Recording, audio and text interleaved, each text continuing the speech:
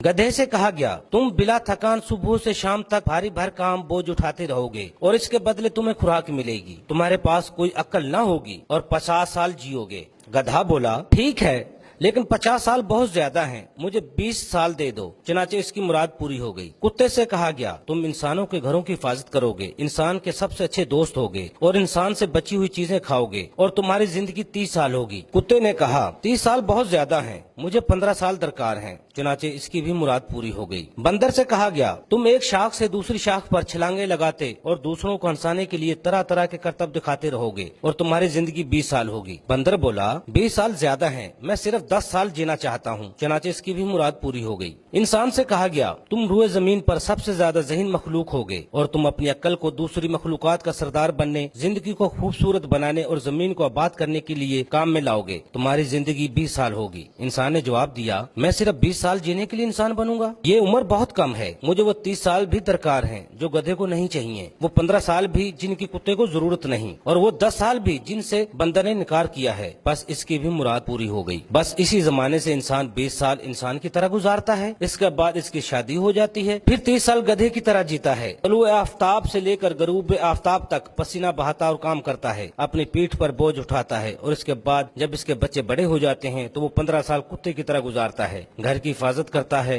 दरवाजे, खिड़कियां और बिजली के बल्ब वगैरह बंद करता रहता है और बच्चों का बचा हुआ खाना भी खाता रहता है। इसके बाद जब वो बूढ़ा और रिटायर हो जाता है तो 10 साल बंदर की तरह गुजारता है, एक घर से दूसरे घर और एक बेटे के पास से दूसरे बेटे और एक बेटी के पास से दूसरी बेटे के यहाँ जाता रहता है और अपने पोते पोतियों को हंसाने के लिए अजीब व गरीब करतब दिखाता और कहानियां सुनाता रहता है। Afzal Ayubi, DMH news, Lahore.